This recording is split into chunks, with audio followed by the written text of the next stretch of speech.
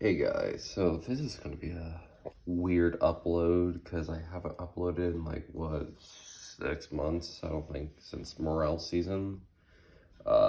Yeah, it's currently Christmas break and a lot has changed.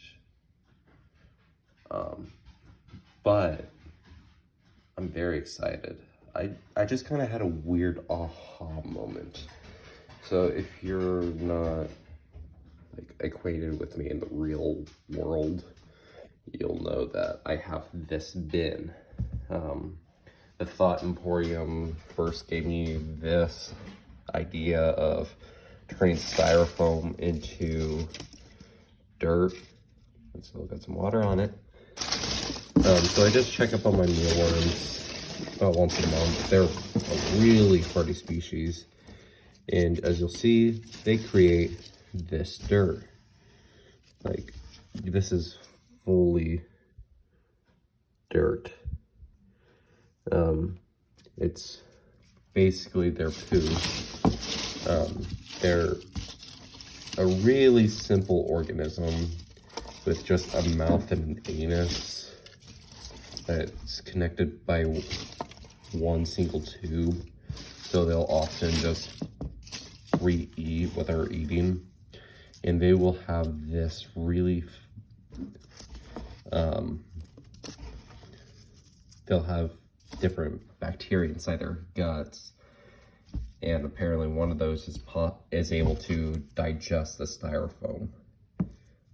It feels like a really fine silk without the silica. And the Thought Emporium, he also put some of this in a pressure cooker with some water, and there was like a visible layer of organics that were in the water. So it's not just changing color, or it's not just really much. I don't know where they are. There's a good possibility that I may have pulled a dump, and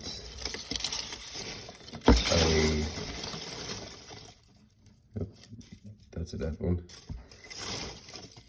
and left the lid open, and they all got out because apparently they have wings. You don't know that. I mean, I've only been raising them since freshman year. But what I've recently had an aha moment about is I've been trying to grow stuff out of this because, hey, I want to be efficient, or I want to be environmental or whatever. I mean, I'm only going to college for botany, but what I've just thought of is these little suckers right here. These are Venus flytraps. These are native to North Carolina and properly treated at your local Walmart. So these dudes, they just are hungry little hippos. And yeah. So what I thought is the way that they get their nutrients is they live in nutrient poor soils in the wild. And ooh, looks like there's some ones that I didn't plant properly. Excuse me for the sickly noises. As you can tell, I may be sick. But anyway, so what I'm thinking is that I take one of these guys and I put them in here with the soil.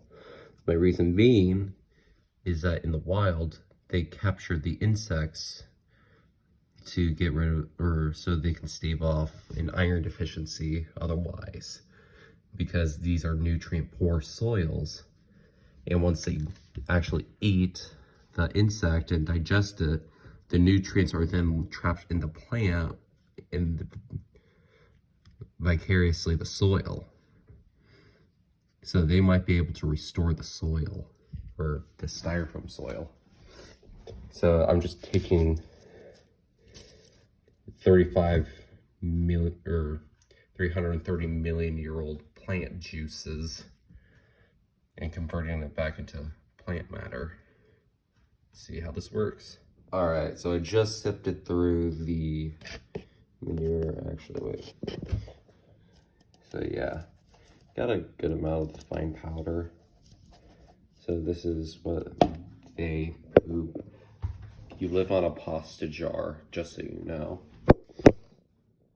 So let me just pour some of this out. I mean,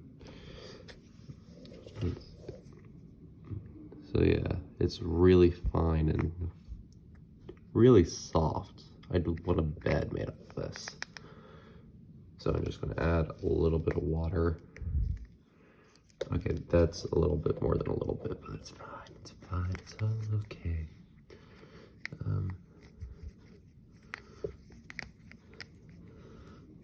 So yeah, as you can see, it's already getting kind of mucky. And that's just kind of how this stuff is. It acts a lot like mud, because I mean, you break down styrofoam, what do you get? You get hydrocarbons. Alright. And the leftover styrofoam that's in here can act like perlite, as my theory is. Okay, that's pretty good consistency. I got a really good pour. Yeah, it's pretty nice. So I will put in a little more. That's all of that soil. And I will reserve half of it.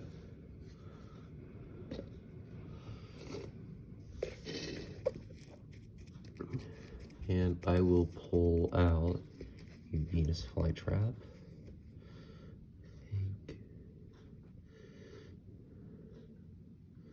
Are you still good? Yeah, I think you're still good.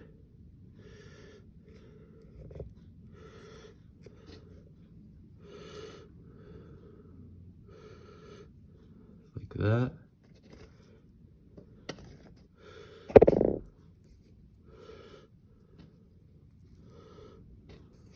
Put the excess soil around him.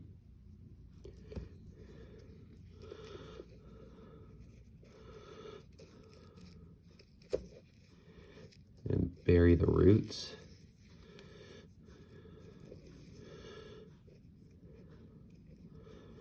And this is what he's gonna live in. I'm going to see if I can find a fruit fly or something that I can just shove in the trap of that one. So this will probably be an experiment that will last a couple of years probably, but unless I kill it, which the probability is pretty high, because I mean, I might be a botanist, but I never said I was a good one. But who knows? See ya.